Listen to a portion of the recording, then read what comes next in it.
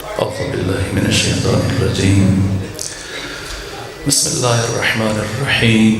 الحمد لله رب العالمين بارئ الخلائق أجمعين. الحمد لأهله والصلاة على أهله. الصلاة والسلام على سيد الأنبياء والمرسلين العبد المؤيد الرسول المسدد المصطفى الأمجد الحبيب الأحمد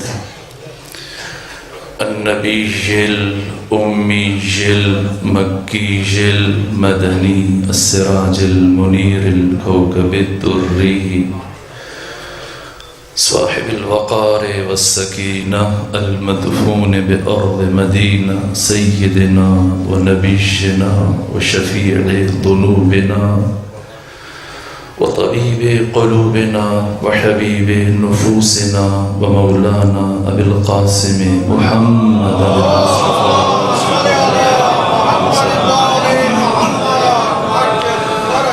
وأهلته الأطيبين الأطهرين الأنجبين المعصومين المظلومين ورحمة الله على أحبابهم وأصحابهم وشيعتهم ومحبيهم ومواليهم أجمعين ولعنة الله على أعدائهم ومنكري فضائلهم وغاصبي حقوقهم من جمع عداوتهم إلى الآن ومن الآن إلى قيام يوم الدين وبعد يوم الدين. أما بعد فقد قال حق سبحانه في القرآن. بسم الله الرحمن الرحيم. والعصر إن الإنسان لفي خسر إلا الذين آمنوا وعملوا الصالحات وتواصوا بالحق وتواصوا بالصبر. صلوات بھیجیے خاندان فاطمہ.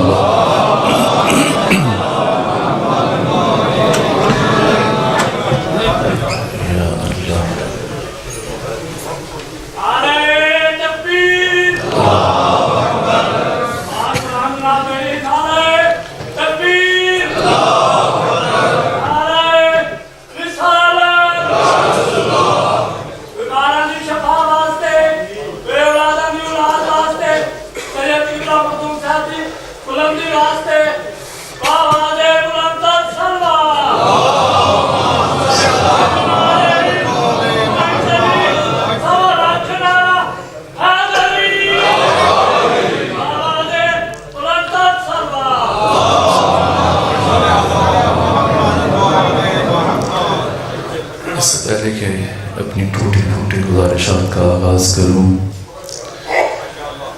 یہ مجلس جن بزرگوار کی ایصال ثواب کے لیے برپا کی گئی ہے، مخدوم سید راجو شاہ صاحب، ان کی ایصال ثواب اور درجات کی بلندی کے لیے سورہ فاتحہ اور سورہ توحید کی تلاوت کر لیجیے. بسم اللہ الرحمن الرحیم.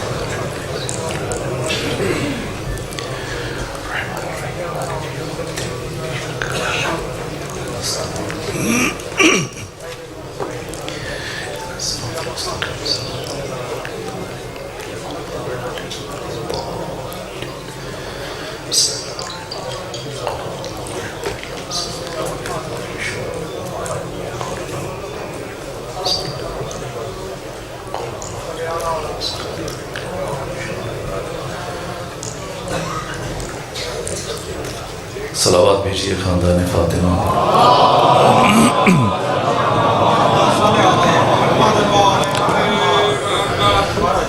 آج کی اس مختصر گفتگو کے لیے میں نے قرآن حکیم کی ایک مختصر سورہ کو تلاوت کرنے کا شرف حاصل کیا. سورہ مبارکہ عصر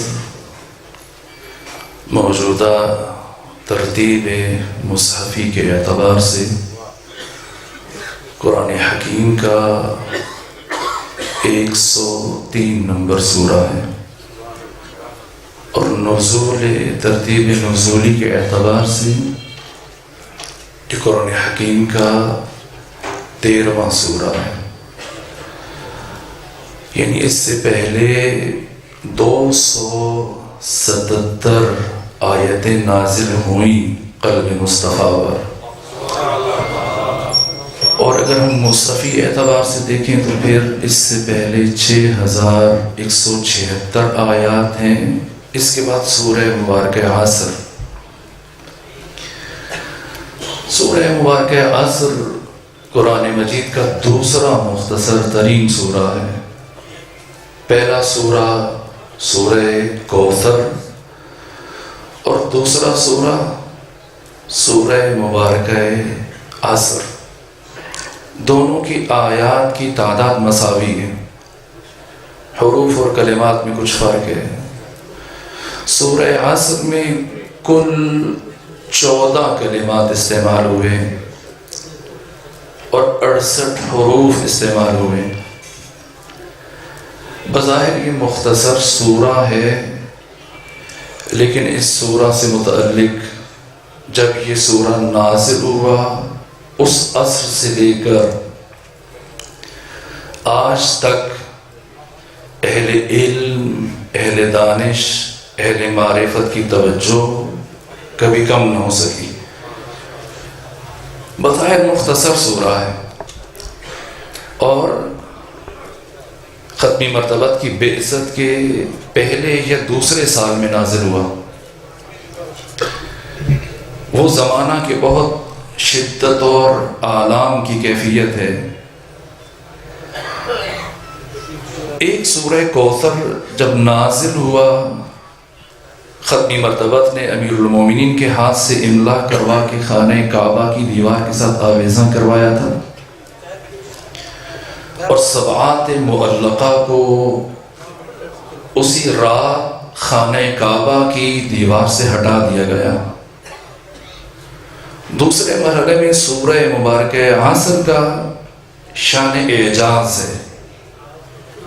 اس کے بلند ترین اور عالی ترین معانی، اس کے مطالب، اس کے معارف، یعنی عہد رسول کا بہت ہی فاضل شاعر، ادیب، اس دور کا فصیح اور بلیغ انسان طفیل بن عمرہ جب یہ مکہ آیا تو اہل مکہ نے اسے ختمی مرتبت سے قریب جانے سے روکا کہ ان کی باتوں پہ کان نہ دھرنا، محمد کی گفتگو نہ سننا، اس لیے کہ ان کی باتیں سننے کا اثر یہ ظاہر ہوا ہے مکہ میں کہ بھائی بھائی کے ساتھ الجھ رہا ہے، باپ بیٹے کے ساتھ الجھ رہا ہے، گھروں میں فساد برپا ہے۔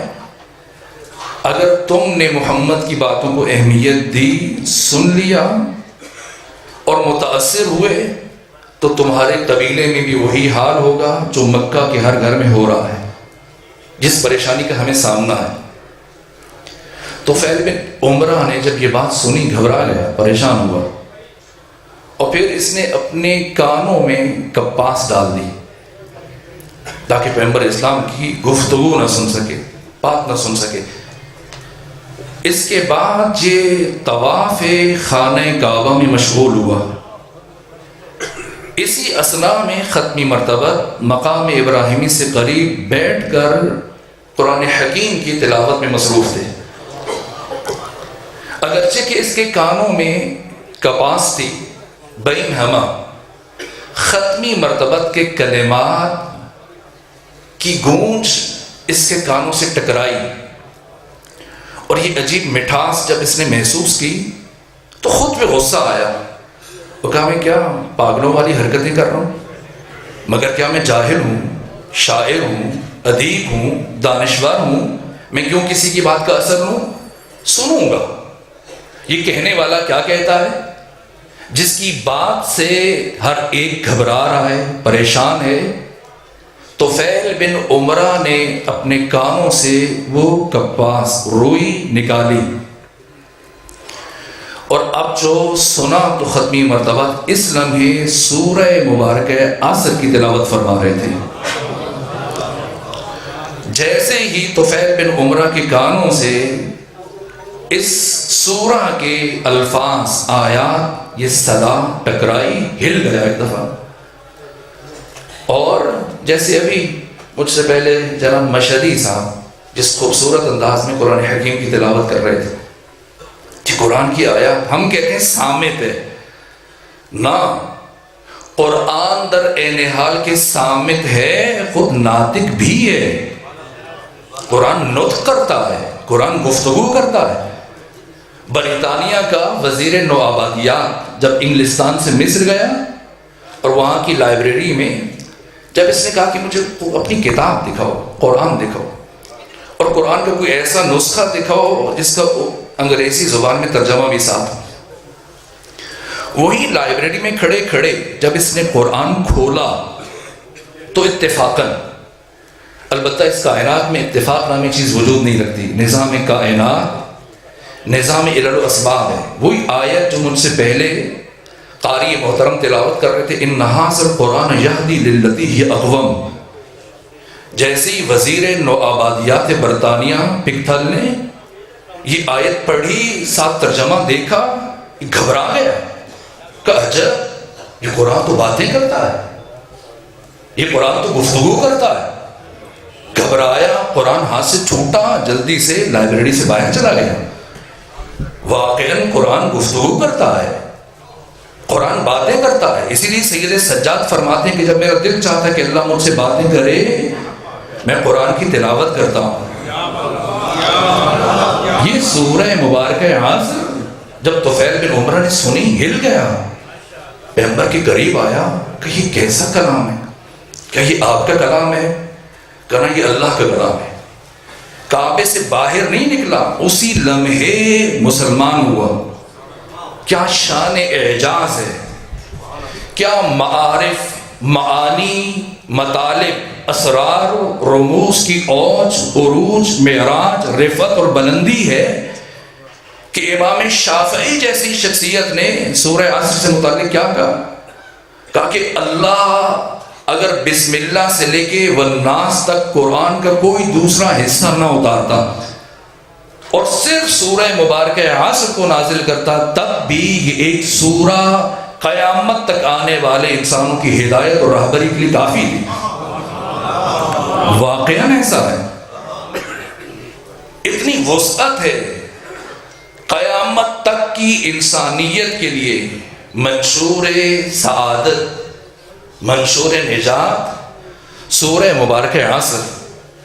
بظاہر 3 آیتیں، 14 کلمات ہیں، 68 حروف ہیں، لیکن کیا اعجاز ہے، کیا اعجاز بلاغت ہے، اور کیا معارف اور مفاہیم کی معراج، اور کیا وسعتیں. ظاہر ہے کہ نشست مختصر ہے، اس میں زیادہ طول اور تفصیل کے ساتھ چیزیں بیان نہیں کر سکتا. اس سورہ کا آغاز حق تعالیٰ نے قسم سے فرمایا، اور پہلی آیت صرف ایک قسم پر مشتمل ہے. بہت سارے مقامات پہ اللہ نے قسمیں کھائی ہیں. 44 سورتوں میں اللہ نے 144 قسمیں کھائی ہیں. یہ اسلوب قرآن ہے. جہاں قرآن کی بعض سورتوں کے شروع میں حروف مقطعات ہیں، الف لام میم، الف لام را، کاف یا ہا عین صاد، ان کی شان بلاغت الگ. لیکن ایک بڑا فلسفہ، چونکہ قرآن کا مخاطب انسان ہے اور انسان کو اپنی طرف متوجہ کرنے کے لیے خدائے حکیم کی حکمت عملی ہے.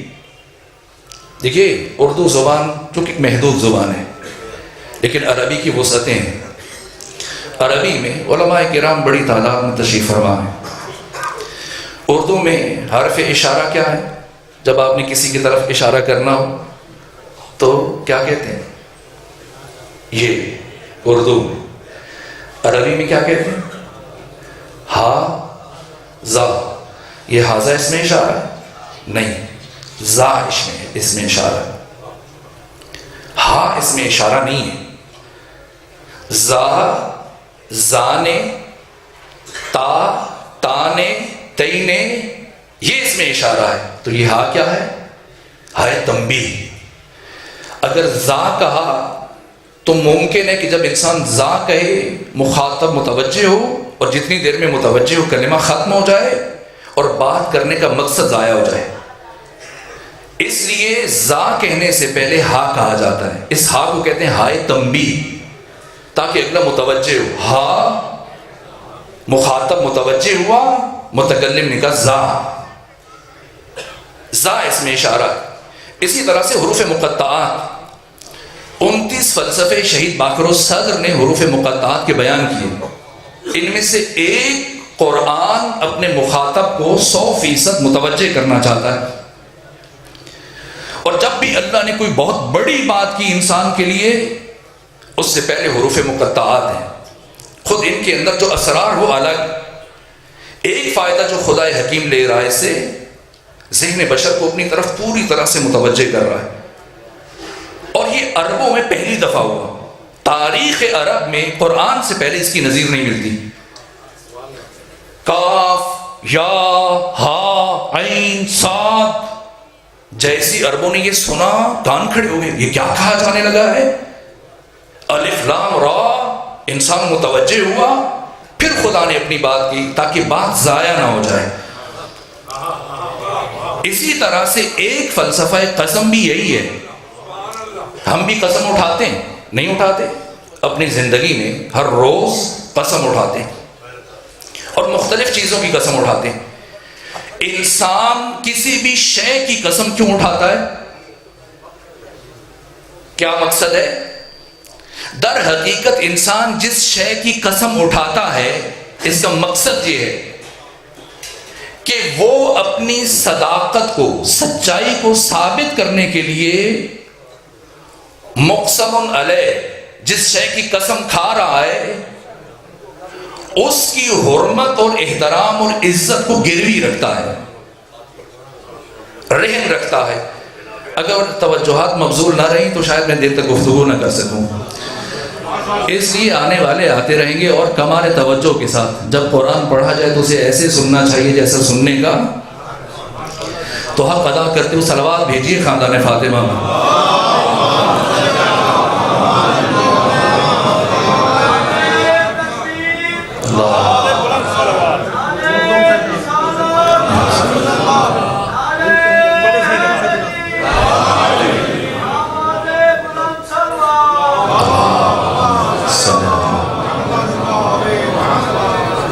جب ہم قسم اٹھاتے ہیں کسی بھی چیز کی تو در حقیقت ہم اس شے کو گروی رکھتے ہیں، اس شے کو رہن رکھتے ہیں تاکہ ہماری بات کی صداقت ثابت ہو جائے. اگر ہم اللہ کی قسم اٹھاتے ہیں تو مخاطب کے ذہن میں اللہ کی جو عزت ہے، اللہ کا جو مقام ہے، اسے گروی رکھتے ہیں تاکہ اپنی بات کی سچائی کو ثابت کریں. اسی لیے اگر قسم میں غلطی ہے تو گویا ہم نے جس شے کی قسم اٹھا رہے اس کی توہین کی ہے. کفارہ بھی اسی لیے واجب ہے. انسان اس لیے قسم اٹھاتا ہے تاکہ اپنی صداقت کو ثابت کرے، مخاطب کو یقین دلا دے. خدا کیوں قسم اٹھاتا ہے؟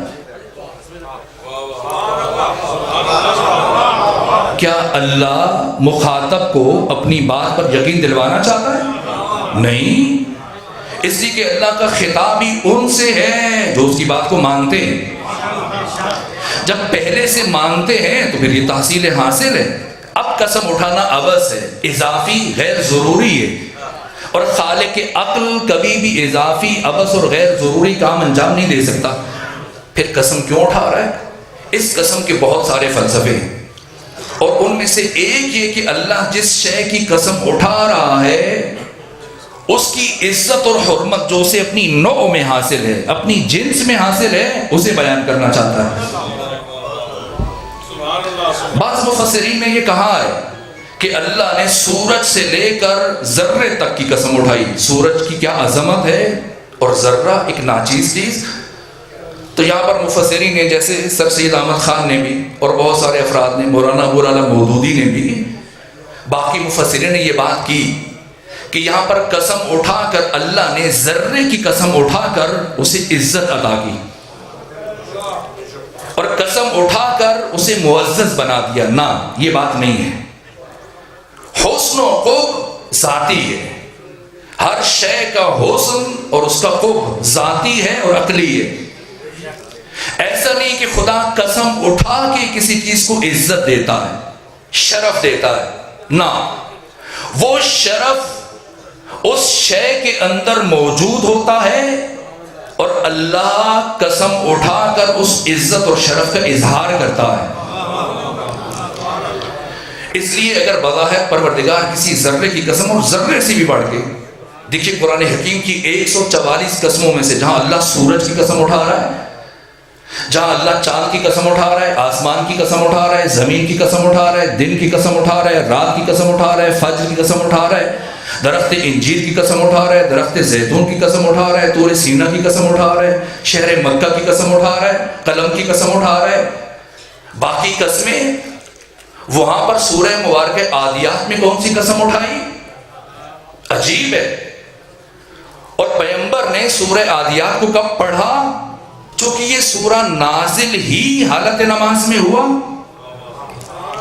اور پیغمبر نماز فجر کی ادائیگی میں مصروف تھے، سورہ الحمد پڑھ رہے تھے، اس دوران سورہ عادیات نازل ہوا، ادھر پیغمبر نے سورہ الحمد ختم کیا، ادھر سورہ عادیات کی تلاوت شروع کر دی۔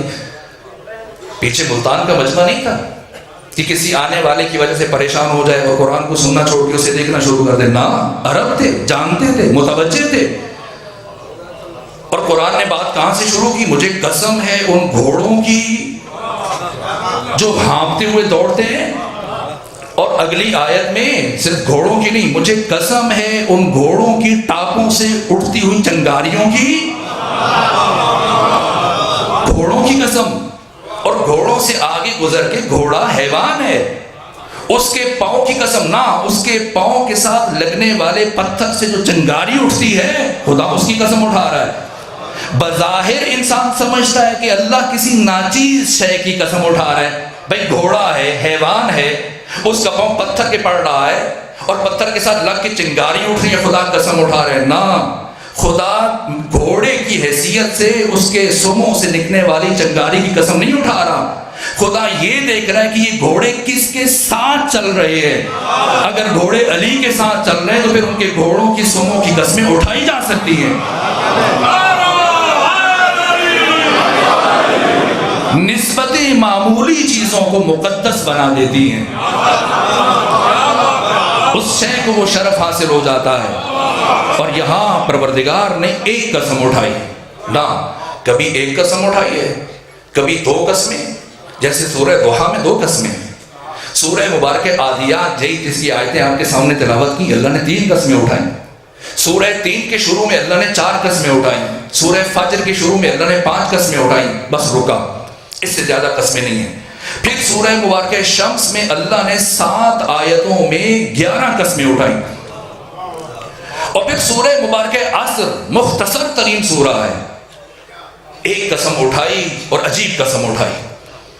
وہ پروردگار جو اب تک مسلسل زمانوں کے حصوں کی قسمیں اٹھا رہا ہے، کبھی دن کی، کبھی رات کی، کبھی وقت شب کی، کبھی وقت فجر کی، کبھی وقت صبح کی، لیکن اب کیا قسم اٹھا رہے ہیں؟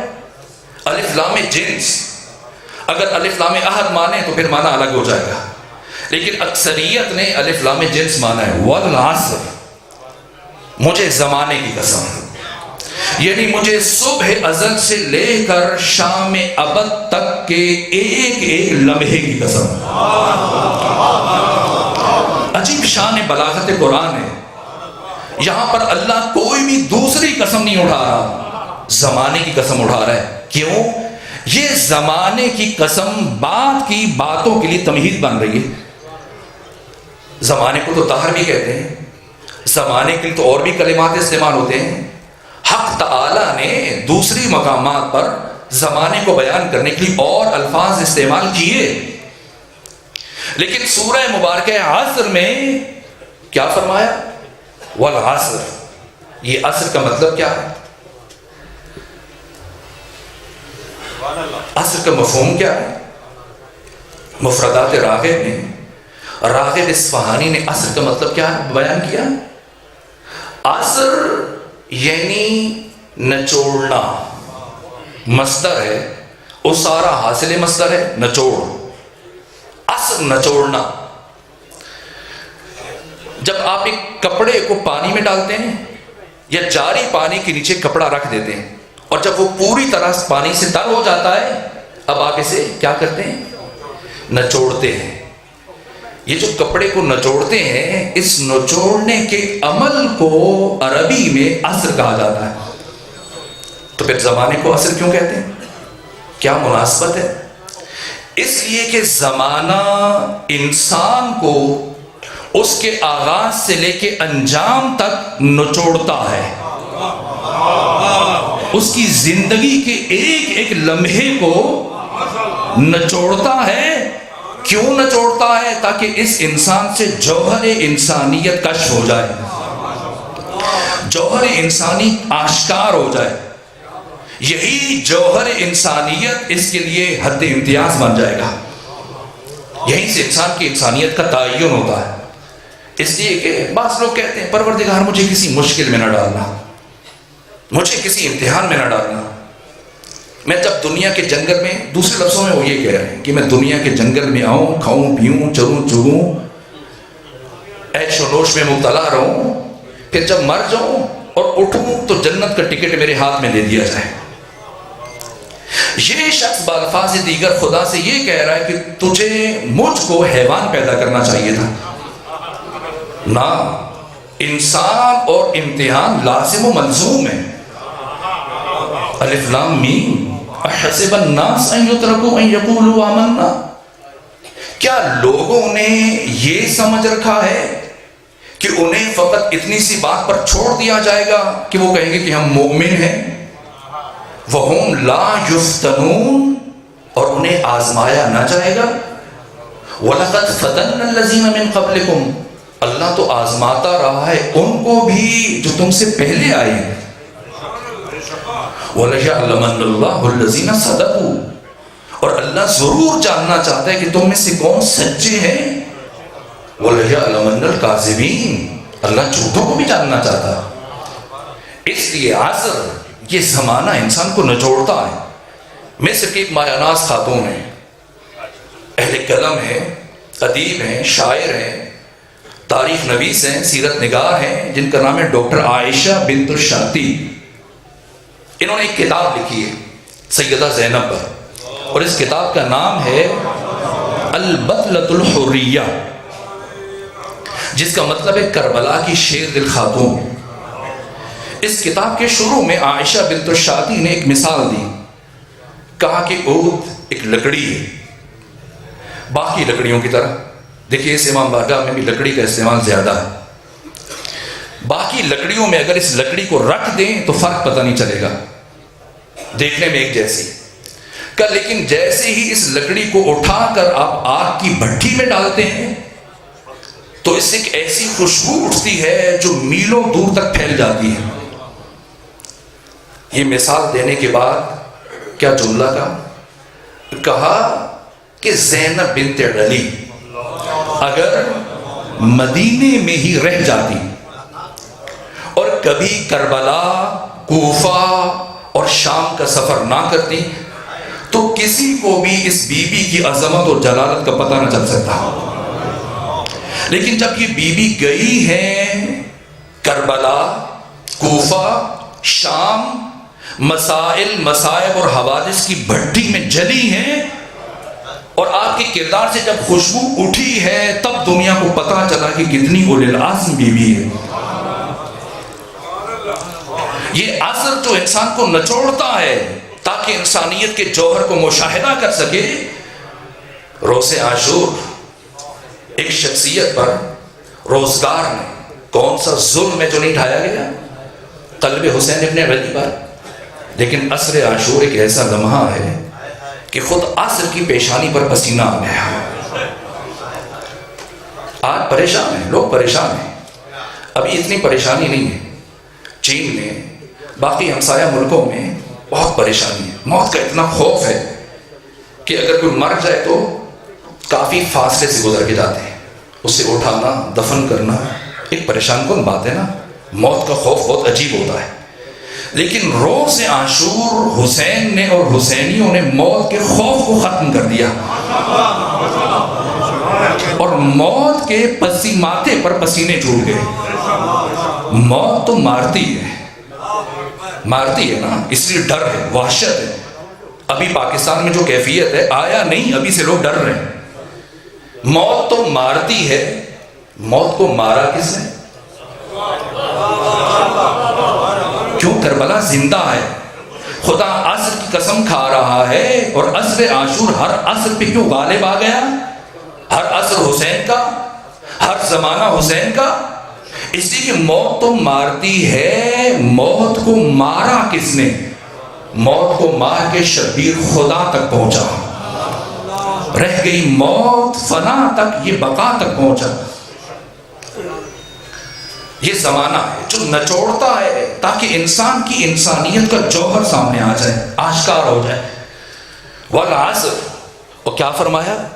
ان الانسان لفی خسر، بتحقیق ہر انسان خسارے میں ہے، ہر انسان خسارے میں۔ یہ انسان کیا ہے؟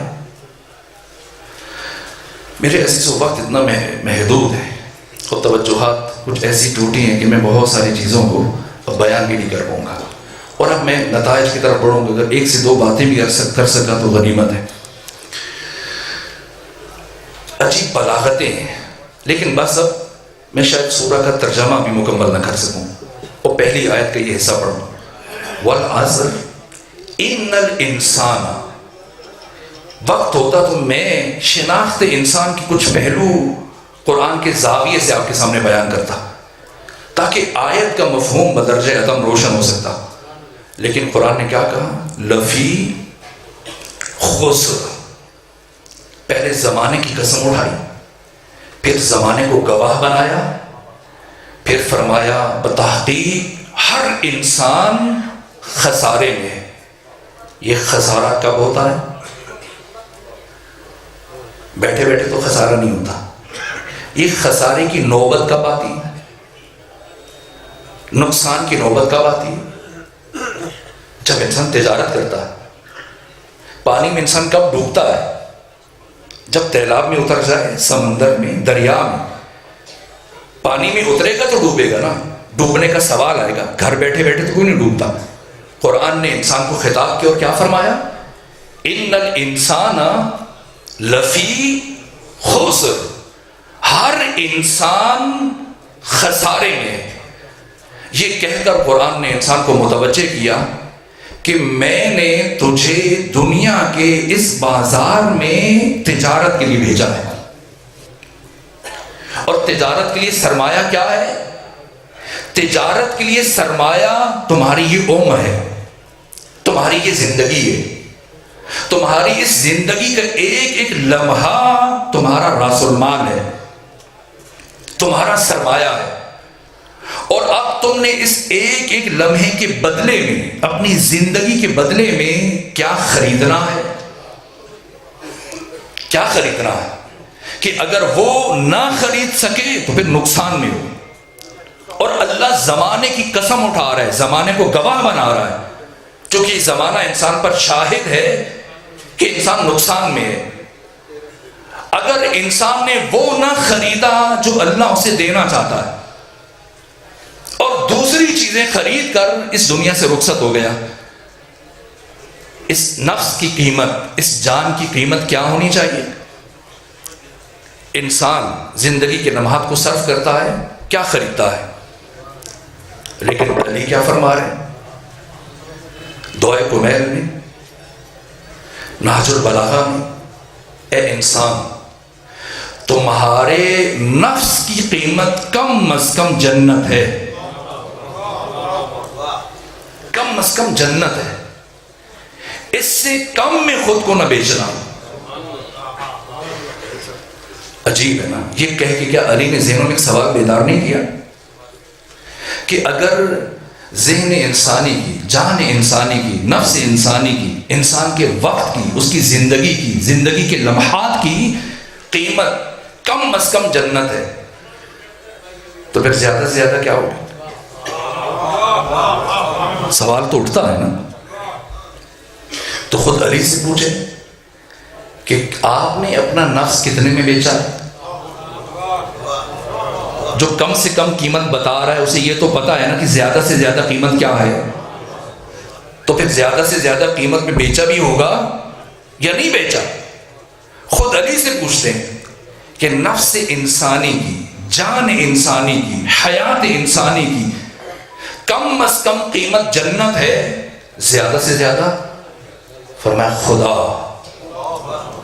اللہ تم سے مانگوں میں تجھی کو کہ سبھی کچھ مل جائے. 100 سوالوں سے یہی ایک سوال اچھا ہے. شہید مطہری فرماتے ہیں کہ علی نے دعائے کمیل میں نہ جہنم سے بچاؤ مانگا ہے نہ جنت مانگی ہے. پھر کیا مانگا ہے؟ دعائے کمیل میں علی نے انسانوں کو کیا سکھایا ہے؟ خدا سے صرف خدا کو مانگا ہے. صبر تو علی عذابک کیف اصبر علی فراقک. اچھا میں تیرے عذاب پہ تو صبر کر رہا ہوں، تجھ سے دوری اور فراق پر کیسے صبر کروں؟ یہ ہمیں سمجھانے کے لیے، ورنہ علی کتنا قریب ہے خدا کے یہ شب ہجرت خود خدا نے بتا دیا. خود خدا نے بتایا کہ میں نے نفس سے علی کو کتنے میں خریدا اور بدلے میں علی کو کیا دیا. بیگامہ قرآن میں موجود ہے، کوئی حدیث کی کتاب نہیں ہے، سیرت کی کتاب. خود قرآن نے بیان کیا وَمِنَ النَّاسِ مَن يَشْرِي نَفْسَهُ ابْتِغَاءَ مَرْضَاتِ اللَّهِ وَاللَّهُ رَءُوفٌ بِالْعِبَادِ. لوگوں میں سے ایک ایسا ہے جو اللہ کو اپنی جان بیچتا ہے، اپنا نفس بیچتا ہے، اور کیا خریدتا ہے؟ خدا کی رضا، خدا کی مرضی. تو شب ہجرت علی نے اپنی جان کا سودا کیا، جان بیچی، زندگی بیچی، نفس بیچا. وہ کیا خریدا؟ رضائے. کتنا بڑا سودا کیا ہے، کتنی بڑی تجارت کی ہے. دیکھیے سورہ عصر انسانوں کو تجارت کی طرف متوجہ کر رہا ہے، نقصان کی طرف متوجہ کر رہا ہے. علی نے زندگی بھر تجارت کی ہے، لیکن علی کائنات کا واحد انسان ہے جس نے جاگتے ہوئے بھی تجارت کی ہے اور سوتے ہوئے بھی تجارت کی ہے.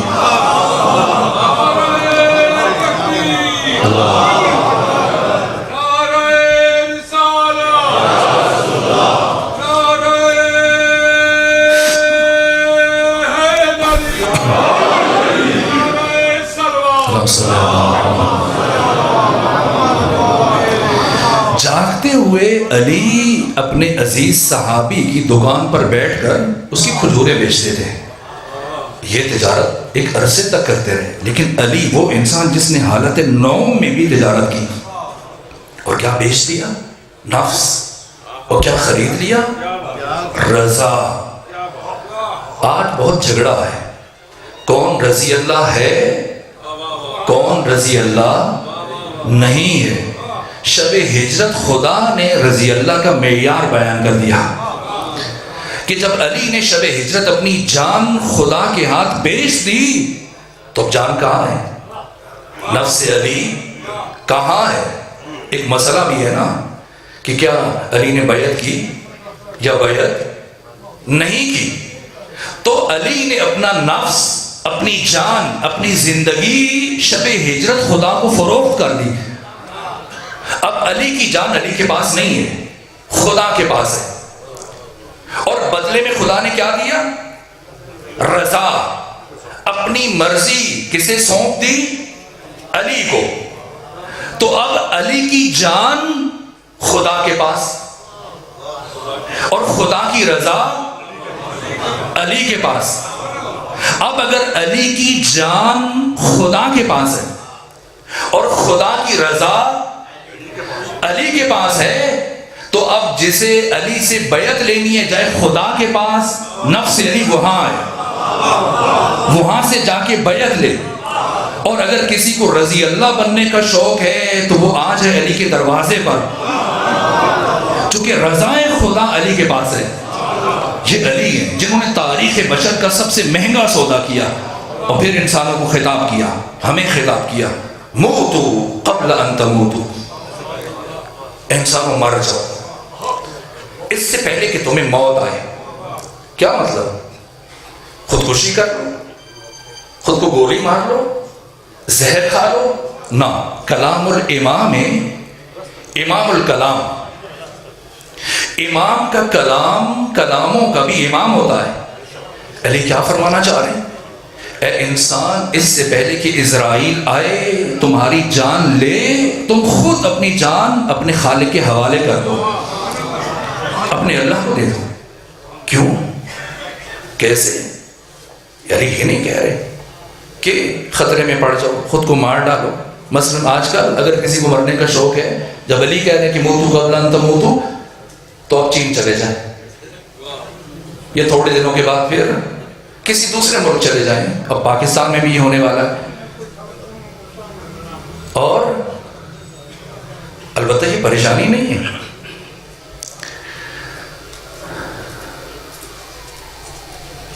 یہ علی یہ نہیں فرمانا چاہ رہے۔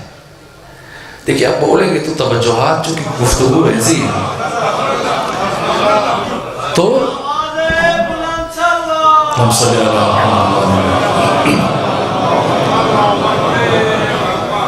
یہ نہیں فرما رہے کہ اب تم خود کو خطرے میں ڈال لو، ہلاکت میں ڈال دو، مر جاؤ، یعنی جہاں کرونا وائرس آیا ہے چلے جاؤ تاکہ علی کے فرمان پہ عمل ہو جائے۔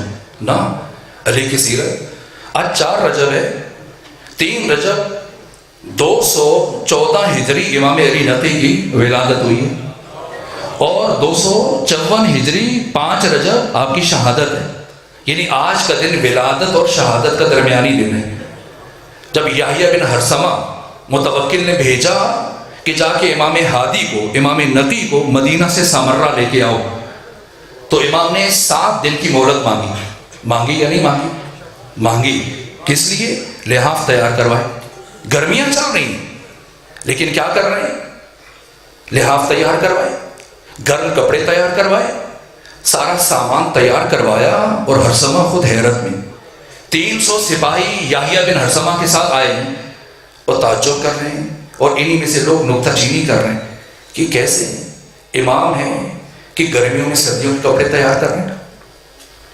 اور 1 ہفتے کے بعد جب چلے، جاتے ہوئے صحرا میں یحییٰ بن ہرثمہ کے ساتھیوں نے ایک جملہ کہا تھا، جب پتہ چلا کہ علی کے بیٹے کو لینے کے لیے جا رہے ہیں، علی نقی کو، تو کیا کہا کہ علی عجیب باتیں کرتا رہا ہے کہ اس زمین کا کوئی گوشہ ایسا نہیں ہوگا جہاں سے قیامت کے دن مردے نہ اٹھائے جائیں قیامت سے پہلے۔ بھلا اس صحرا میں کس کی قبریں ہیں؟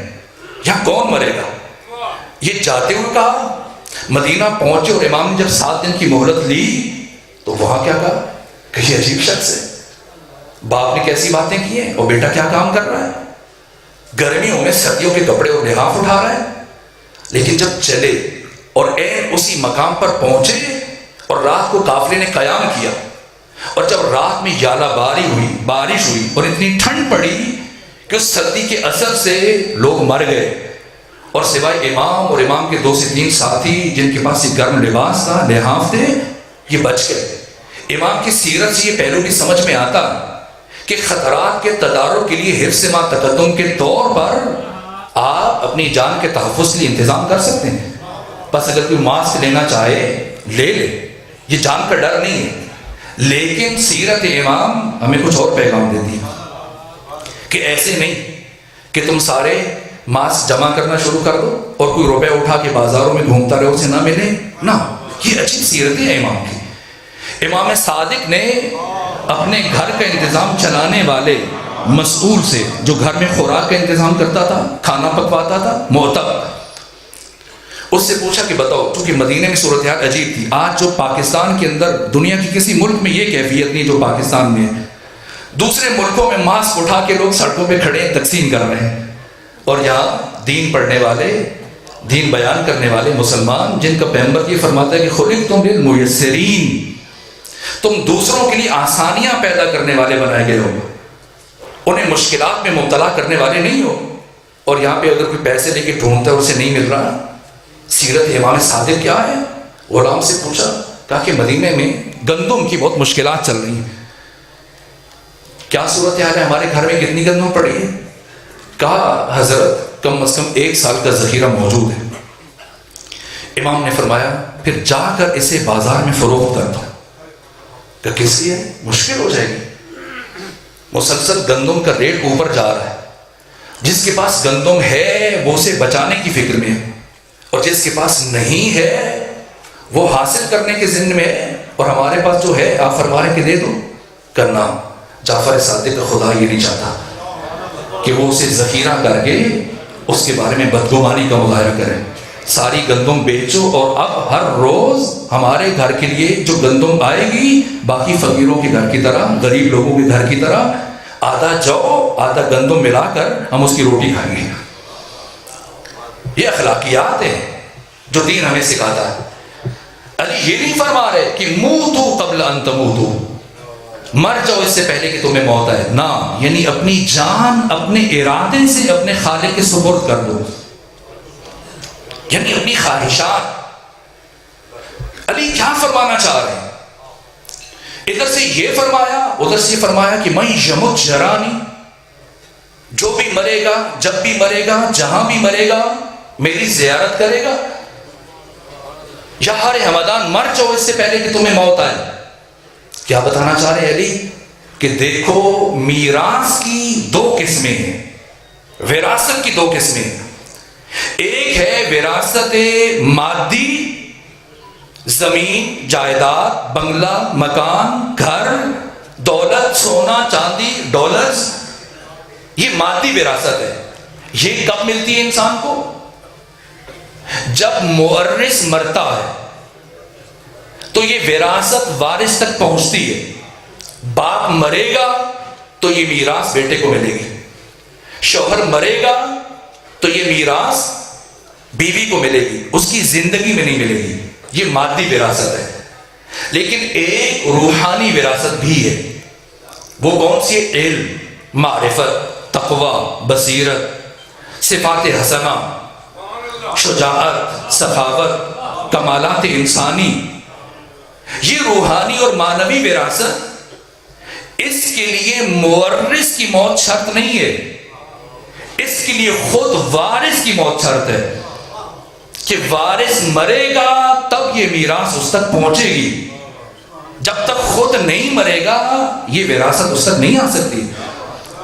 اور علی یہ فرمانا چاہ رہے کہ اے میرے پیروکاروں, اگر علی کی میراث کے حامل بننا چاہتے ہو تو خود کو مار لو.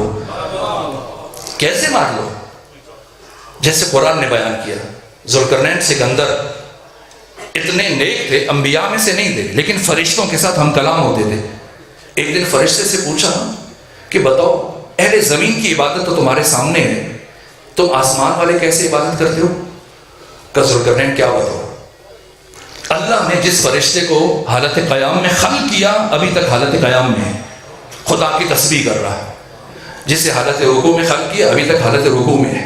مختصر جب سنی یہ ساری باتیں ذوالقرنین نے گریہ کرنا شروع کیا. روئے. کہا کیوں رو رہے ہو؟ کہ کاش مجھے بھی خدا اتنی طولانی عمر دیتا تو میں حق کی بندگی ادا کر سکتا. کرنا اللہ نے اس زمین پر, میں نے بس میں عرش میں یہ بات سنی ہے کہ خدا نے زمین کے ایک حصے میں مشرق کی سمت ظلمات میں ایسا پانی رکھا ہے کہ اگر کوئی اسے چکھ لے تو قیامت تک زندہ رہے گا. یہ آب حیات کہ وہ کہاں ہے, تفصیلات. اب جب ذوالقرنین گئے نکلے جناب خضر کے ساتھ 24,000 کا لشکر لے کر, 12,000 خضر کو دیے, 12,000 خود لیے. کس سے ملا, کیا ہوا, لمبی تفصیلات ہیں. بعد میں جب وہ اس نقطے پہ پہنچے جسے قرآن حکیم بیان کر رہا ہے, ایک ایسی جگہ ان ظلمات کو طے کرنے کے بعد جہاں پر پھر تفسیر میں امام صادق نے اس کی وضاحت بیان کی ہے, ایک ایسا محل حد نگاہ تک کہ کوئی آبادی نہیں ہے. خود حیران پریشان, لشکر مبہوت, یہ کہاں آ گئے. اسی کے اندر جب ذوالقرنین ہمت کر کے پہنچے اور زینے طے کیے تو جناب اسرافیل تشریف فرماتے, اور جناب اسرافیل کے ساتھ جو گفتگو ہوئی ذوالقرنین سکندر کی, کہا کہ تم ایسی جگہ آ پہنچے جہاں آج تک اس سے پہلے نہ کوئی جن آیا تھا نہ انسان آیا تھا. کیا خدا کی زمین تمہارے لیے تنگ پڑ گئی تھی؟ جو گفتگو ہوئی وہ آپ پڑھ سکتے ہیں، سیرت کی کتابوں میں موجود ہے۔ جب رخصت ہوئے اسرافیل سے ذوالقرنین تو اسرافیل نے ایک پتھر دیا کہ یہ لے جاؤ، لیکن ذوالقرنین اتنے گھبرائے ہوئے تھے کہ یہ پوچھنا ہی بھول گئے کہ یہ پتھر مجھے اسرافیل نے کیوں دیا۔ جب نیچے آئے لشکر کے پاس تو جناب خضر علیہ وعلی نبینا علیہ الصلوۃ والسلام پوچھا کہ بتائیے یہ پتھر اسرافیل نے مجھے کیوں دیا؟ کہ جس نے دیا تھا اس سے پوچھنا چاہیے تھا، کہ میں گھبرا گیا تھا، آپ اللہ کے نبی ہیں، آپ بتائیے۔ علی کے جملے کو سمجھنے کے لیے میرے پاس اس کے علاوہ دوسری مثال نہیں تھی، ورنہ آپ کو اور مزید زحمت سماعت نہ دیتا اور بات ختم کر دیتا۔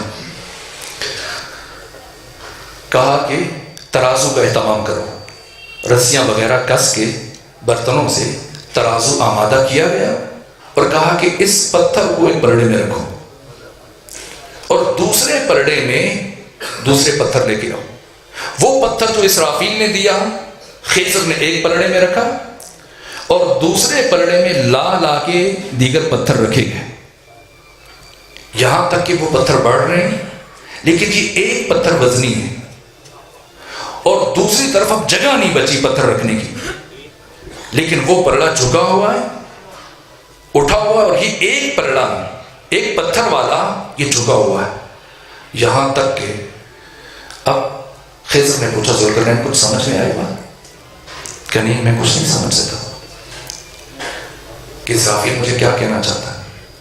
کہ اچھا ایسا کرو کہ ایک مٹھی مٹی کی بھرو اور بھر کے اس ایک پتھر کے اوپر ڈال دو اور اسے ڈھانپ دو۔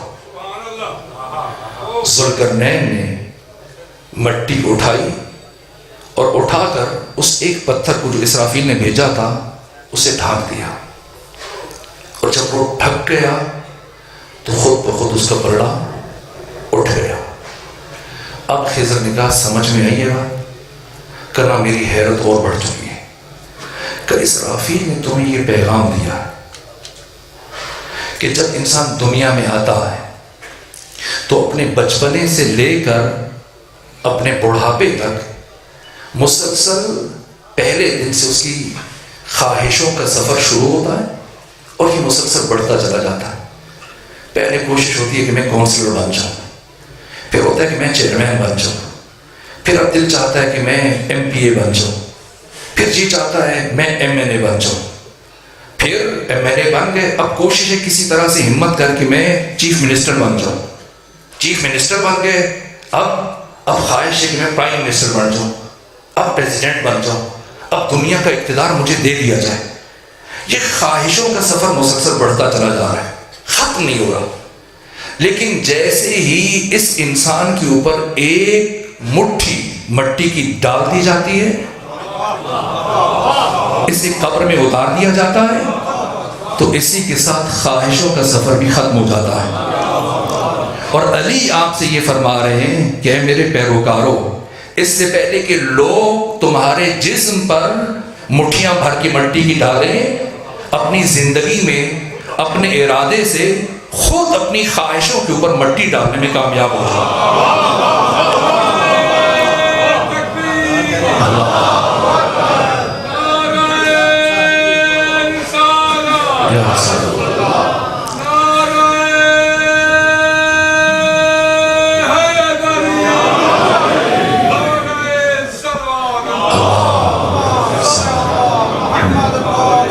میں بہت شرمندہ ہوں کہ آج کچھ توجہات اس طرح سے ٹوٹی ہیں کہ میں اپنی بات کو نہ بڑھا سکا اور زیادہ مراحل عرض نہیں کر سکا، لیکن اب اس سے زیادہ زحمت دینا ہرگز مناسب نہیں، اور بات کو نہ چاہتے ہوئے یہاں پہ روک رہا ہوں، اگرچہ ہر بات ادھوری ہے اور جو حقیقتیں بیان کرنا چاہ رہا تھا وہ ناگفتہ رہ گئی۔ علی ہم سے یہ چاہتے ہیں کہ اپنی زندگی میں اپنے ارادے سے اپنی خواہشات کے اوپر اپنے ہاتھوں سے مٹی ڈالنے میں کامیاب ہو جاؤ، مر جاؤ، اس سے پہلے کہ اسرائیل آئے اور تمہیں موت دے۔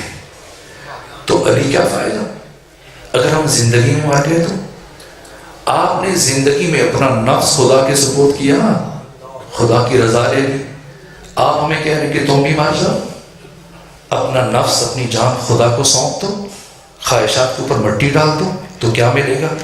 فرمایا من یمت یرانی، جو بھی مرے گا، جب بھی مرے گا، جہاں بھی مرے گا، میری زیارت ضرور کرے گا۔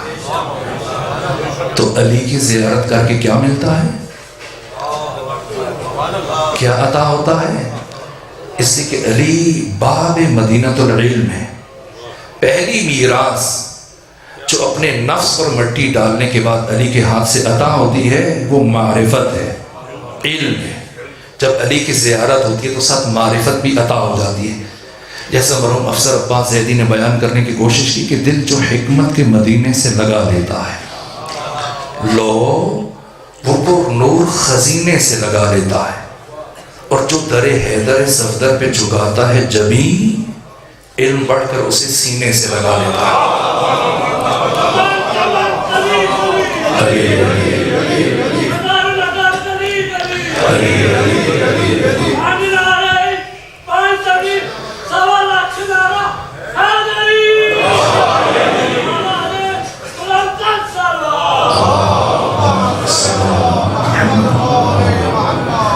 علم میراث علی ابن ابی طالب، معرفت میراث علی ابن ابی طالب۔ اور وہ دن علی کی زندگی میں آیا کہ جب علی کا سر اقدس شکافتہ ہے اور علی اس عالم میں اپنی باقی میراثیں اپنے فرزند اکبر حسن مجتبیٰ کے سپرد کر رہے ہیں۔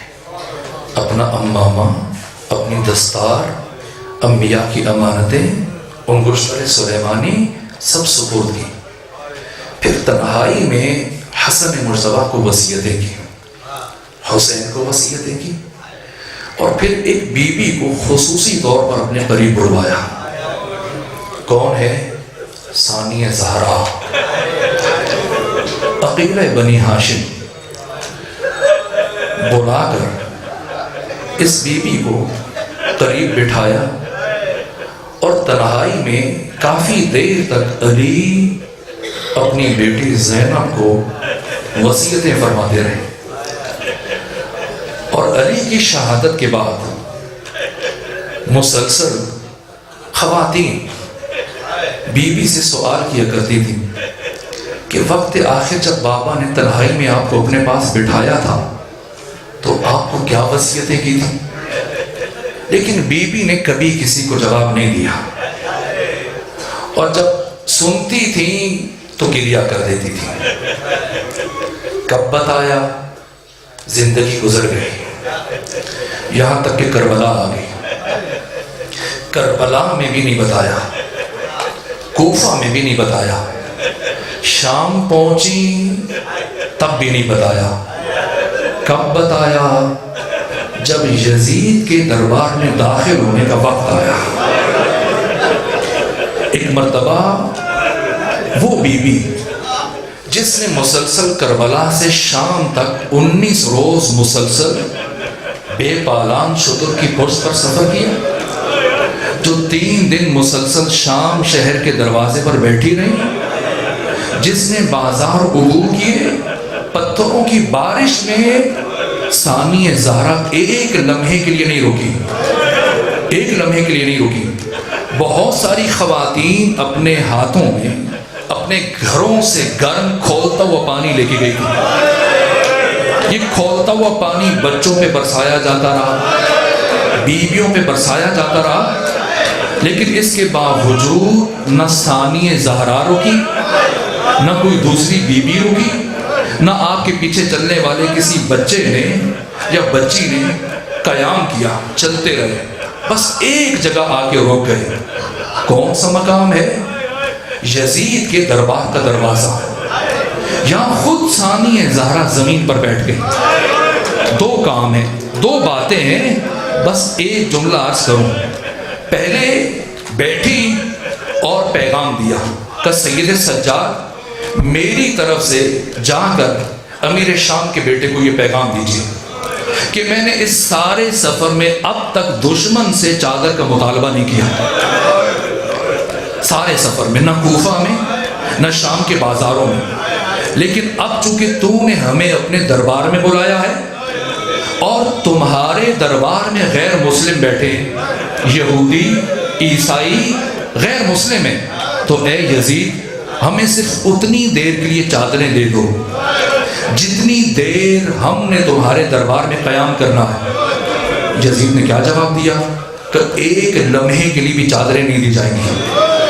سید سجاد نے واپس جواب بھیجا، پھوپھی کو بتایا، جیسی سنا ثانی زہرا کے چہرے پر جلال آیا اور ہاتھ اٹھ گئے، ہاتھ اٹھائے بد دعا کے لیے اور کہا فضہ، ام لیلہ، ام فروا، رباب، سکینہ، سب ہاتھ اٹھاؤ، اب میں یزید کے خلاف بد دعا کروں گی اور تم سب آمین کہنا۔ بیویوں نے ہاتھ اٹھائے، ثانی زہرا نے ہاتھ اٹھائے۔ اس سے پہلے کہ لبہائے زینبی میں جنبش پیدا ہو، سید سجاد تڑپ گئے، آگے بڑھے، کہا پھوپھی اماں میں آپ کو بد دعا سے نہیں روکتا، بد دعا کرنا آپ کا حق ہے، لیکن بد دعا کرنے سے پہلے ایک مرتبہ اپنے بھیا حسین کے چہرے کی طرف دیکھ لیجیے۔ ثانی زہرا نے نگاہ اٹھائی، کیا منظر دیکھا، حسین کی آنکھوں سے اشک رواں ہے۔ گویا حسین فرما رہے میری بہن زینب میری محنت ضائع ہو جائے گی۔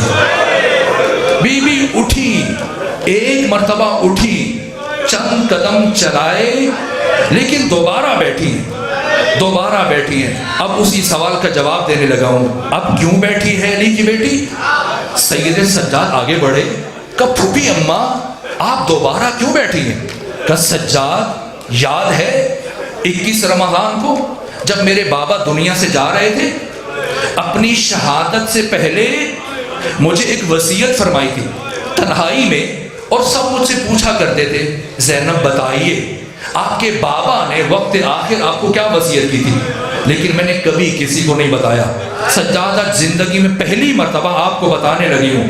سجاد میرے بابا علی نے مجھ سے یہ کہا تھا، اے میری بیٹی زینب تجھے اپنی زندگی میں ایک دن ننگے سر یزید جیسے شرابی کے دربار میں جانا پڑے گا، اور بیٹی جب ایسا وقت آ جائے تو نہ گھبرانا، پریشان نہ ہونا، میں علی وعدہ کرتا ہوں میں آؤں گا تجھے اپنے ساتھ لے کے جاؤں گا، کہ اس لیے بیٹھی ہوں اپنے بابا علی کا انتظار کر رہی ہوں، میرے بابا آئیں گے مجھے ساتھ لے کے جائیں گے۔